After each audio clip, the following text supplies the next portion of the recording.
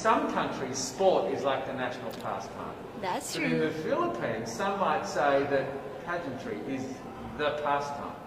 That's true. You know what? In the Philippines, we have pageants all over the places. Yes, we have pageants in the barangay, in school, national, local. That's why we really love Miss Universe.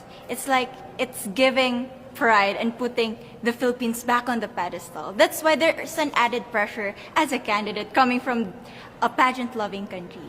But it's a good pressure. I always look up to our former Miss Universe Philippines. They really did well in the competition. And now this is my time to show who I am, to offer what Rabiya can show to the rest of the universe. So I'm very happy, and at the same time, I'm excited to make all my kababayans proud, and hopefully I do. Why do you think it is that the Philippines love pageants? They have appreciation for beauty.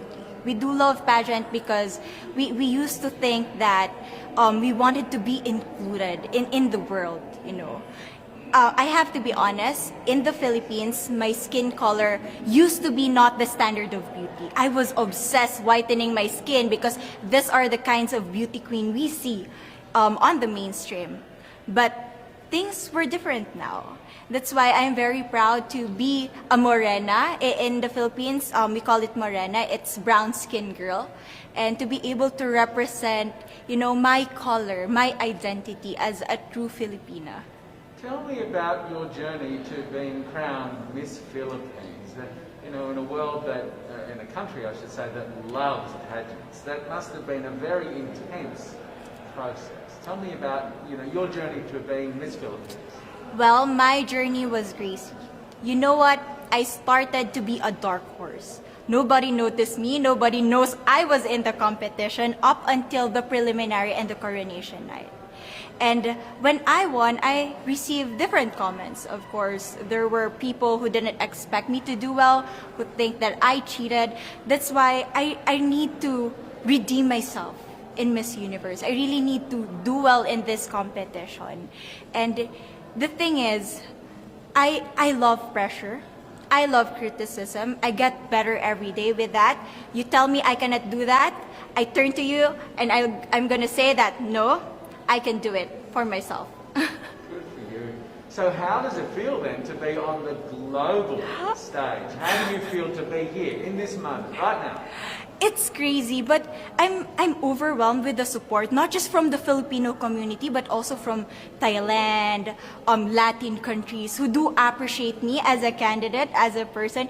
It motivates me that I am beautiful, I can offer so much in this world, and when somebody believes in you, it gives you that extra energy to really do well and perform well. Do you have a sense with the girls, all of the girls competing, you're competing, but is there a sense of camaraderie with all of the girls? Is there a real spirit to, sort of motivate each other to do better? You know what? I have a different idea about Miss Universe. I thought it's going to be very competitive, in a healthy way, well, of course. But now I can see every girl helping each other, from fixing those hairs, from trying to zip up those outfits. It speaks of the closeness and the kind of camaraderie that we want to have. The goal of Miss Universe is not just to crown one girl, but also to build a genuine and long-lasting friendships among us. Would you say within the Miss Universe world, the contestants, is there a sisterhood? Are you sisters? There is sisterhood. I can say I was able to talk to different representatives from different backgrounds, different cultures. And despite our differences, there's so much to be highlighted in what binds us together. And that is because we want to empower women. We want to have our advocacies. We want to speak for the things that we love. And that's a celebration of women and the beauty that we have. So coming out of this week, obviously you would love to be crowned Miss Universe. Of course. And that would be wonderful, of course, for any of you. But what else will you take out of this week? What do you think you'll feel at the end of this week, regardless of the result? How will you be a different person? It's the growth and the development that I was able to have during preparing for this journey. I will be honest, there was a moment that I lost my identity. because I was put under pressure. I was in that position in which I feel like I'm not good enough. I'm not a good representative of my country, but I was able to bounce back stronger. And if I was able to do that for Miss Universe, I will be able to do that in life. That is my greatest takeaway from Miss Universe. Okay, so Philippines have huge amount of fans. Yes. I want you to give us a little bit of a message to the fans here and at home. But send a message. What would you say to all the fans in the Philippines?